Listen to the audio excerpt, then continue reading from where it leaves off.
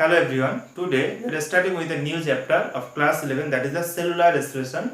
So our today's topic is cellular respiration. Cellular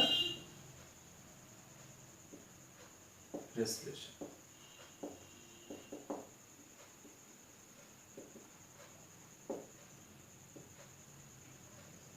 What is cellular respiration?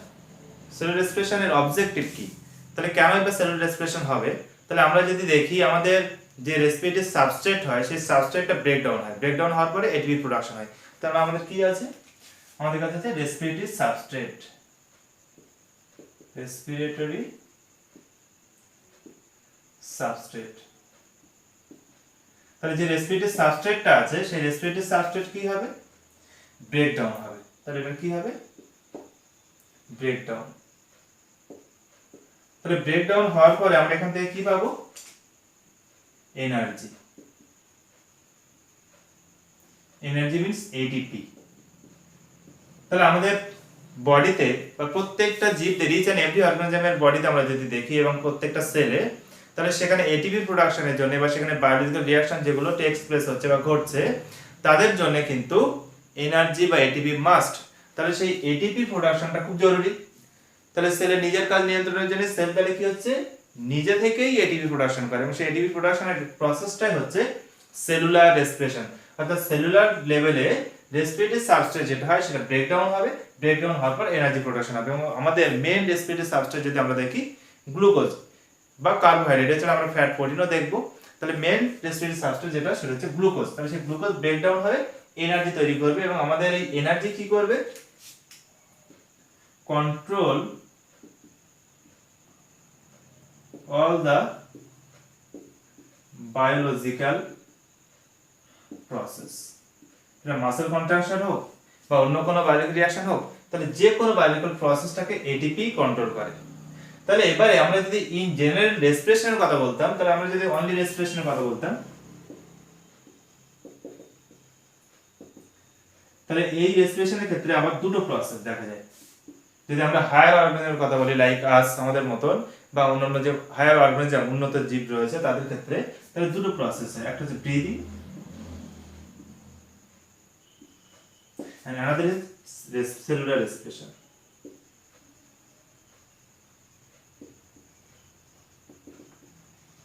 তাহলে আমরা higher অর্গানিজমের কথা যদি বলি, হায়ার অর্গানিজম সেক্ষেত্রে ফার্স্ট ব্রিদিং হবে। অর্থাৎ ব্রিদিং এর থ্রু দিয়ে অক্সিজেনটা লাংসের থ্রু দিয়ে এন্ট্রি করছে কোথায়, আলটিমেটলি আমাদের ব্লাডে, মানে অক্সিজেন ব্লাডে পৌঁছে যাচ্ছে এবং ব্লাডের থ্রু দিয়ে অক্সি হিমোগ্লোবিন রূপে ট্রান্সফার হচ্ছে কোথায়, আমাদের সেলে। তার মানে আমাদের এখানে যদি দেখা যায়, তাহলে লাংস, তাহলে লাংসের থ্রু দিয়ে কি অক্সিজেনটা এন্ট্রি করছে, সেই অক্সিজেনটা কোথায় যাবে, এই অক্সিজেনটা যদি দেয় তাহলে আমরা দেখবো কোথায় যাবে, ব্লাড। এবং ব্লাডের থ্রু দিয়ে যদি দেখি তাহলে সেটা কোথায় গিয়ে পৌঁছাবে, তাহলে আমাদের যদি এখানে কোনো সেল বা টিস্যু থাকে, তাহলে সেল বা টিস্যু যদি থাকে তাহলে সেইখানে, এখানে আমরা সেল দেখালাম, তাহলে সেই সেলের কাছে, তাহলে এখানে অক্সিজেনটা ব্লাডে এলো অক্সি হিমোগ্লোবিন রূপে।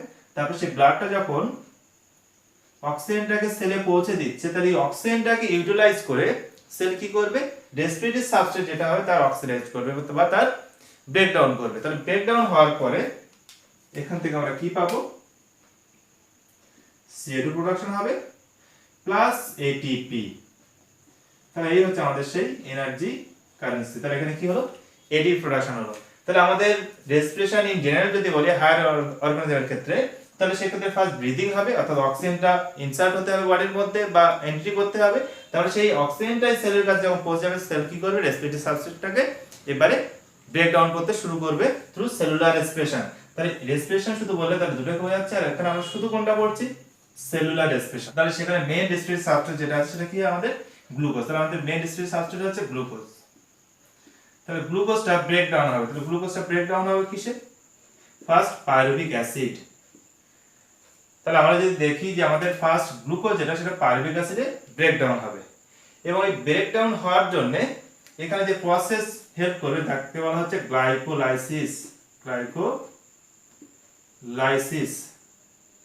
তাহলে আমাদের 2 molecule of pyruvic acid produced হবে from 1 molecule of গ্লুকোজ। তাহলে গ্লুকোজ হচ্ছে আমাদের 6 carbon containing compound and pyruvic acid হচ্ছে 3 কার্বন কন্টেনিং কম্পাউন্ড, সেই জন্য এক অণু গ্লুকোজ যখন ব্রেকডাউন হচ্ছে তখন 2 অণু পাইরুভিক অ্যাসিড তৈরি হচ্ছে। এবারে এই যে পাইরুভিক অ্যাসিড তৈরি হবে বা ব্রেকডাউন হবে, তারপর সেই পাইরুভিক অ্যাসিড থেকে আলটিমেটলি আমরা এটিপি প্রোডাকশন করব। তাহলে তার জন্য দুটো ওয়েতে হতে পারে, একটা হচ্ছে অক্সিজেন রিকোয়ারমেন্ট হতে পারে, একটা অক্সিজেন রিকোয়ারমেন্ট নাও হতে পারে। তাহলে সেই জন্য আমাদের সেলুলার রেসপিরেশনে যদি দেখি, তাহলে সেলুলার রেসপিরেশন যেটা সেলুলার রেসপিরেশন, তাহলে তো দুটো টাইপস হয়, একটা হচ্ছে অ্যানারোবিক এন্ড অ্যানাদার হচ্ছে এরোবিক। তাহলে aerobic and anaerobic. Aerobic means এখানে নো অক্সিজেন রিকোয়ারমেন্ট, তাহলে এখানে কোনো অক্সিজেনের প্রয়োজন পড়বে না for breakdown of respiratory substrate. কিন্তু আমরা যদি অ্যারোবিক রেসপিরেশন দেখি, সবাত শ্বসন, এটা অবাত শ্বসন এটা সবাত শ্বসন, তাহলে এই ক্ষেত্রে কি হবে, অক্সিজেন মাস্ট রিকোয়ার্ড। তাহলে আমরা যদি দেখি অ্যারোবিক রেসপিরেশনের থ্রু দিয়ে যদি ব্রেকডাউনটা হয়, তাহলে সেই ক্ষেত্রে আমাদের মাস্ট O2 রিকোয়ারমেন্ট হবে। তাহলে আমরা যেটা দেখছি সেলুলার রেসপিরেশন মানে হচ্ছে রেসপিরেটরি সাবস্ট্রেট যেটা আছে সেটাকে ব্রেকডাউন করব, করে এনার্জি নেব, সেই এনার্জিটাই আমাদের যে কোনো বায়োলজিক্যাল প্রসেসটাকে কন্ট্রোল করছে। তাহলে আমাদের এনার্জি প্রোডাকশনের জন্য মাস্ট সেলের মধ্যে সেই প্রসেসটা চালাতে হবে। তাহলে সেটা কি হয়, মেইনলি রেসপিরেটরি সাবস্ট্রেট গ্লুকোজ যেটা হয়, এখনো গ্লুকোজ 6 কার্বন কন্টেনিং মলিকিউল, সেটা প্রথমে গ্লাইকোলাইসিসের থ্রু দিয়ে ব্রেকডাউন হয়ে পাইরুভিক অ্যাসিড তৈরি করবে। এবং সেই পাইরুভিক অ্যাসিডটা ফার্দার ব্রেকডাউন হবে বা আদার্স কোনো প্রোডাক্ট তৈরি করবে এবং শেষমেশে আমরা এটিপি পাবো। তাহলে সেই ডিটেইলস প্রসেস আমরা পরে আসছি। তাহলে এবার সেলুলার রেসপিরেশন যদি আমরা দেখি, দুটো ওয়েতে হতে পারে, একটা হচ্ছে অ্যানারোবিক রেসপিরেশন, একটা হচ্ছে অ্যারোবিক রেসপিরেশন। অর্থাৎ এই রেসপিরেটরি সাবস্ট্রেট ব্রেকডাউনটা ইন প্রেজেন্স অফ অক্সিজেন যদি হয়, তাহলে সেটা হচ্ছে আমাদের aerobic respiration, and in absence of oxygen যদি এই ব্রেকডাউন হয়, তাহলে যাকে বলা হচ্ছে অ্যানারোবিক রেসপিরেশন। তাহলে এবার আমরা ফার্স্ট অ্যানারোবিক রেসপিরেশনের কথাটা বলি। তাহলে যদি অ্যানারোবিক রেসপিরেশনটা আমরা দেখি, তাহলে আমরা ফার্স্ট কোনটা দেখব, anaerobic respiration. Aerobic respiration. So here no requirement of oxygen. তাহলে এখানে কোনো অক্সিজেনের প্রয়োজন পড়বে না। তাহলে এখানে কি হচ্ছে, আমাদের রেসপিরেটরি সাবস্ট্রেট সেই গ্লুকোজ, যেটা 6 কার্বন কন্টেনিং কম্পাউন্ড, এখানে যেটা আমরা দেখেছি সেম জিনিস, তাহলে সেটা ব্রেকডাউন হয়ে কি তৈরি করবে, পাইরুভিক অ্যাসিড। পাইরুভিক অ্যাসিড অবশ্যই সেটা কি হবে, 2 মোল, যেহেতু 3 কার্বন কন্টেনিং কম্পাউন্ড, তাহলে 2 মলিকিউল তৈরি হবে এবং গ্লুকোজ হচ্ছে 1 মলিকিউল এবং সেটা হচ্ছে 6 কার্বন কন্টেনিং কম্পাউন্ড। এবং এখানে যে প্রসেসটা হেল্প করছে সেটাকে বলা হচ্ছে গ্লাইকোলাইসিস। গ্লাইকোলাইসিস। তাহলে এখানে অ্যানারোবিক রেসপিরেশনেও কি হচ্ছে, রেসপিরেটরি সাবস্ট্রেট ব্রেকডাউন হয়ে আমার পাইরুভিক অ্যাসিড প্রোডাকশন করছে এবং পাইরুভিক অ্যাসিডটা ফার্দার ব্রেকডাউন হয়ে কি হবে, এটা ডিপেন্ড করছে যে এই রিঅ্যাকশনটা কোন অর্গানিজমের মধ্যে বা কোন সেলের মধ্যে বা কোন সেলুলার বডিতে এটা কমপ্লিট হচ্ছে, তার উপরে এটা নির্ভর করছে।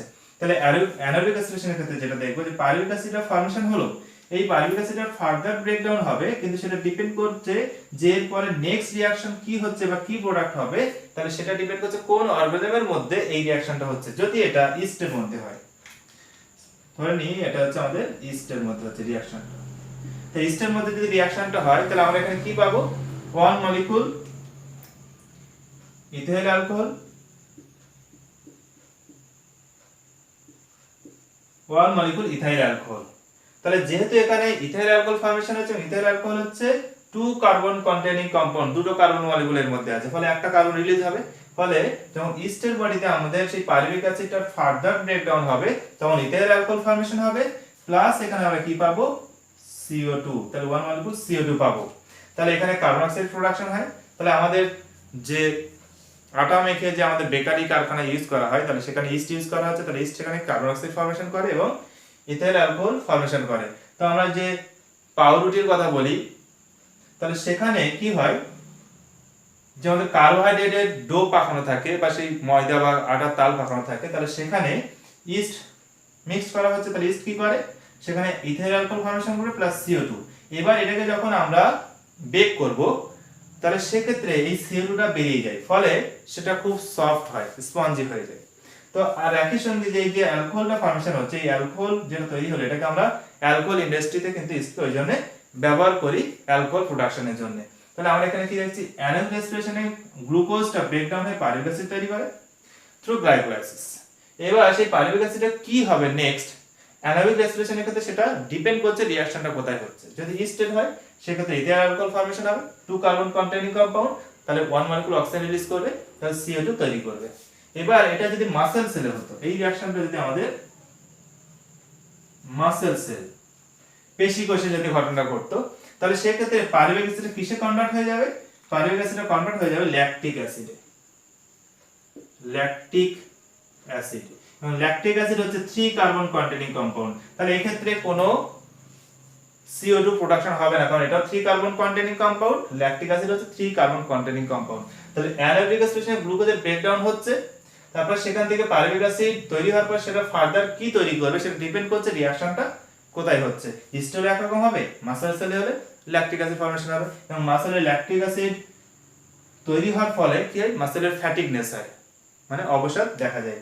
আর এখানে ইস্টের যে অ্যালকোহল ফর্মেশনটা হচ্ছে, তাহলে এখানে 2 কার্বন যুক্ত মলিকুল বলে এখানে কিন্তু CO2 প্রোডাকশনটা হয়েছে। তাহলে এবারে এই যে পাইরুভিক অ্যাসিড যখন তৈরি হয়েছিল, এখানে আমরা কি পেয়েছি, ফাইনালি প্রসেস আমরা ডিটেইলস দেখছি না, আসলে গ্লাইকোলাইসিসের 10 স্টেপ প্রসেস। তাহলে এই ডিটেইলস আমরা অ্যারোবিক রেসপিরেশনে দেখাবো, কারণ আমরা দেখব যে অ্যারোবিক এন্ড অ্যানারোবিক রেসপিরেশনের কমন পাথওয়ে হচ্ছে গ্লাইকোলাইসিস। তাহলে অ্যারোবিক রেসপিরেশনে যেমন গ্লাইকোলাইসিস হয়, অ্যানারোবিকেও গ্লাইকোলাইসিস, মানে এইটুকু হচ্ছে common for both aerobic and anaerobic respiration. তো এখানে আমাদের কি হলো, ADP plus inorganic phosphate add হওয়ার পর এখানে আমরা কি পেয়েছি, ATP পেয়েছি। এখানে আমরা দুটো ATP পাবো, তাহলে এখানে আমরা কি পেয়েছি, 2 মলিকুল অফ ATP। তাহলে অ্যানারোবিক রেসপিরেশনের ক্ষেত্রে আমরা মাত্র 2 অণু ATP পাই, তাহলে এটা খুব একটা এফিশিয়েন্ট প্রসেস নয় ATP প্রোডাকশনের জন্য। তাহলে এবার আমরা চলে যাব আমাদের নেক্সট অ্যারোবিক রেসপিরেশন। তাহলে অ্যারোবিক রেসপিরেশনে কি হয় আমরা সেটা দেখব।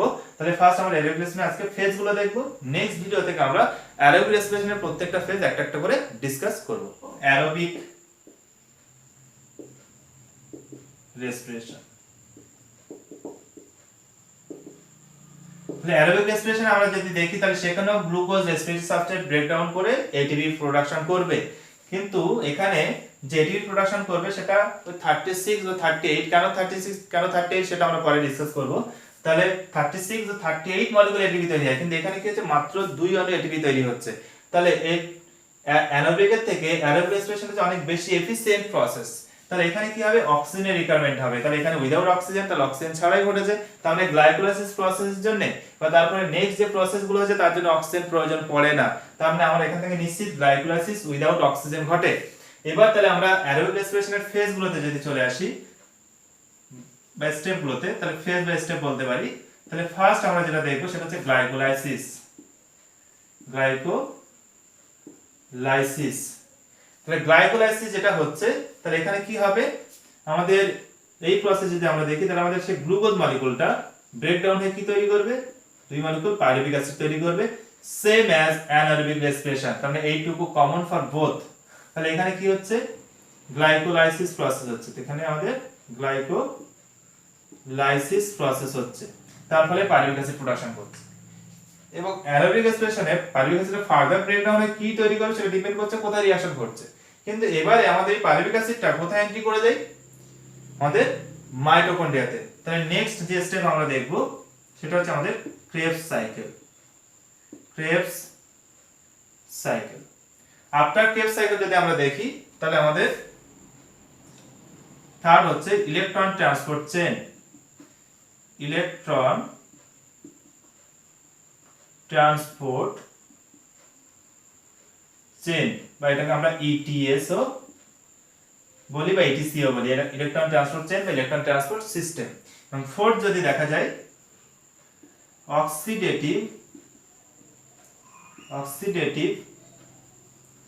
ফসফোরাইলেশন, তাহলে নামের মধ্যে দেখা যাচ্ছে ফসফোরাইলেশন মানে ATP প্রোডাকশন হবে। তাহলে আমাদের এখানে গ্লুকোজের ব্রেকডাউন 4টে মেন স্টেপের মধ্যে হবে। ফার্স্ট হচ্ছে গ্লাইকোলাইসিস, সেকেন্ড হচ্ছে ক্রেবস সাইকেল, তারপরে ইলেকট্রন ট্রান্সপোর্ট চেইন, মেইনলি ব্রেকডাউনটা এখানে হবে, তারপরে যে মানে মেটেরিয়ালস গুলো বা সাবস্টেন্স গুলো তৈরি হবে তাদের আবার ফার্দার ইলেকট্রন ট্রান্সপোর্ট চেইনের মধ্যে দিয়ে পাস করার ফলে দেখা যাবে যেখান থেকে আমরা এটিপি পাচ্ছি। তাহলে এখানে ইলেকট্রন ট্রান্সপোর্ট চেইন, তারপর হচ্ছে অক্সিডেটিভ ফসফোরিলেশন কমপ্লিট হলে তাহলে আমরা সেই এটিপিটা পাবো। তাহলে টোটাল এখানে এটিপি প্রোডাকশন যদি আমরা দেখি তাহলে আমাদের 36 অর 38 সেটা ডিপেন্ড করছে শান্টের উপরে। তাহলে সেই শান্ট সিস্টেম আমরা পরে ডিসকাস করব। আর এখানে মাত্র দুটো এটিপি পাচ্ছি। তাহলে এখানে পাইরুভিক অ্যাসিড ফর্মেশন হয়েছে থ্রু গ্লাইকোলাইসিস, এখানেও গ্লাইকোলাইসিস থ্রু দিয়ে পাইরুভিক অ্যাসিড তৈরি হয়েছে। তাহলে এই পাইরুভিক অ্যাসিডটা যখন তৈরি হয়েছে কোথায় ঘটেছে ঘটনাটা? তাহলে এটা হচ্ছে কোথায় ঘটে? সাইটোপ্লাজম। তারপর সেই পাইরুভিক অ্যাসিডটা কোথায় এন্ট্রি করে হচ্ছে? পাইরুভিক অ্যাসিড যদি দেখা যায় তাহলে পাইরুভিক অ্যাসিডটা কোথায় গিয়ে এন্ট্রি করছে? আমাদের ক্রেবস সাইকেলে। ক্রেবস সাইকেলে এন্ট্রি করার পর যে প্রোডাক্টগুলো তৈরি হচ্ছে তাহলে সেটা কোথায়? ক্রেবস সাইকেলে কোথায় হবে? আমাদের মাইটোকন্ড্রিয়া, মাইটোকন্ড্রিয়াল ম্যাট্রিক্স, মানে মাইটোকন্ড্রিয়াল ম্যাট্রিক্সের মধ্যে মেইন রিঅ্যাকশনটা মানে মাইটোকন্ড্রিয়া। এবারে আমরা ইলেকট্রন ট্রান্সপোর্ট চেইন যদি দেখি তাহলে এটাও মাইটোকন্ড্রিয়া, কিন্তু মাইটোকন্ড্রিয়া কোথায়? Inner membrane. তাহলে ইনার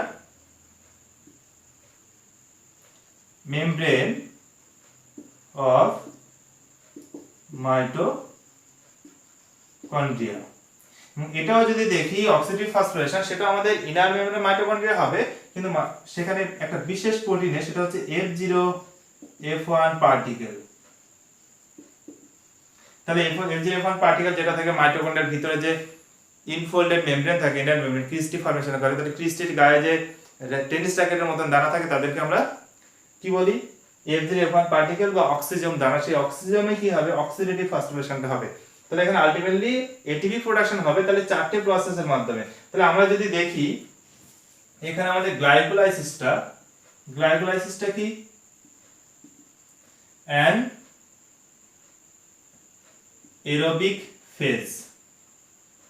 তাহলে গ্লাইকোলাইসিসটা অ্যানারোবিক ফেজ, কারণ গ্লাইকোলাইসিসের জন্য কোনো অক্সিজেনের প্রয়োজন পড়ে না। তাহলে অ্যানারোবিক অ্যারোবিক দুটোর ক্ষেত্রেই পাইরুভিক অ্যাসিড ফর্মেশন হচ্ছে, গ্লুকোজ ব্রেকডাউন হয়, সেখানে অক্সিজেনের প্রয়োজন পড়ে না। কিন্তু অ্যারোবিক রেসপিরেশনের নেক্সট যে তিনটে ফেজ আছে, তাহলে আমরা এখানে যে তিনটে ফেজ দেখছি এই তিনটে ফেজ যদি দেখা যায় সেকেন্ড, থার্ড, ফোর্থ, তাহলে এর জন্য কি দরকার? আমাদের অক্সিজেন রিকোয়ার্ড। তাহলে আমাদের অ্যারোবিক রেসপিরেশনের মেইনলি অক্সিজেন রিকোয়ার্ড হচ্ছে কোথায় কোথায় প্রয়োজন পড়ছে? Krebs cycle, ETS and oxidative phosphorylation, এই জায়গাগুলোতে আমাদের অক্সিজেন প্রয়োজন। মানে এটা হচ্ছে আমাদের অ্যারোবিক ফেজ, এবং এটা হচ্ছে যেহেতু গ্লাইকোলাইসিসে কোনো অক্সিজেনের প্রয়োজন পড়ছে না, ফলে গ্লাইকোলাইসিসটা হচ্ছে অ্যানারোবিক ফেজ। তার মানে glycolysis and aerobic and anaerobic respiration হচ্ছে কমন পাথে, আমরা এটা বলতে পারি। তাহলে এটার জন্য কোনো অক্সিজেন প্রয়োজন পড়বে না। তাহলে এই হচ্ছে আমাদের সেলুলার রেসপিরেশনের বেসিক কনসেপ্ট, যে সেলুলার রেসপিরেশন কেন হবে? তাহলে আমাদের রেসপিরেটরি সাবস্ট্রেট যেটা সেটা ব্রেক ডাউন করে এটিপি তৈরি করবে। তাহলে রেসপিরেটরি সাবস্ট্রেট মেইনলি কি? গ্লুকোজ। তাহলে সেটা ব্রেক ডাউনে এটিপি যেটা তৈরি করবে সেটা আমাদের বডির বা প্রত্যেকটা সেলের মধ্যে যে বায়োলজিক্যাল প্রসেস বা কেমিক্যাল রিঅ্যাকশন গুলো হচ্ছে সেটাকে কন্ট্রোল করবে। তার জন্য এটিপি দরকার। তাহলে সেটা অ্যারোবিক ওয়েতে হতে পারে, অ্যানারোবিক ওয়েতে হতে পারে। তাহলে অ্যানারোবিক ওয়েতে যদি দেখা যায় সেখানে গ্লুকোজ ব্রেকডাউন হচ্ছে, পাইরুভিক অ্যাসিড তৈরি হচ্ছে, এবং সেখানে আমরা 2 অণু এটিপি পাচ্ছি মাত্র। এবং তারপরে পাইরুভিক অ্যাসিডটা ব্রেকডাউন হয়ে ফার্দার কি তৈরি করবে ডিপেন্ড করছে রিঅ্যাকশনটা স্টেট দেখে হচ্ছে না মাসেল সেলের মধ্যে হচ্ছে। তার মানে রিঅ্যাকশনটা কোথায় হচ্ছে তার উপরে ডিপেন্ড করে। তারপরে যদি দেখা যায় অ্যারোবিক রেসপিরেশনের ক্ষেত্রে আমরা glycolysis, Krebs cycle, electron transport chain, oxidative phosphorylation চারটি ফেজে কমপ্লিট হবে। তাহলে গ্লাইকোলাইসিসটা কমন ফর বোথ। তাহলে এখানে আমাদের টোটাল এটিপি প্রোডাকশন 36 আর 38 কি পাচ্ছি আমরা?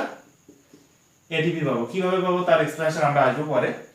তাহলে এইভাবে আমাদের ফার্স্ট ফেজের জন্য কোনো অক্সিজেন প্রয়োজন পড়লো না, কিন্তু পরের তিনটের জন্য অক্সিজেনের রিকোয়ারমেন্টটা হয়, ওই জন্য বলা হচ্ছে অ্যারোবিক ফেজ। এবং যেহেতু এখানে অক্সিজেন ইউটিলাইজেশন হচ্ছে ফলে এখানে এটিপি প্রোডাকশনও কিন্তু সবথেকে বেশি হবে। তাহলে গ্লাইকোলাইসিস ঘটবে সাইটোপ্লাজমিক কোষে, তারপর সাইটোপ্লাজমে যে পাইরুভিক অ্যাসিড তৈরি হবে সেটা এন্ট্রি করবে ক্রেবস সাইকেলে।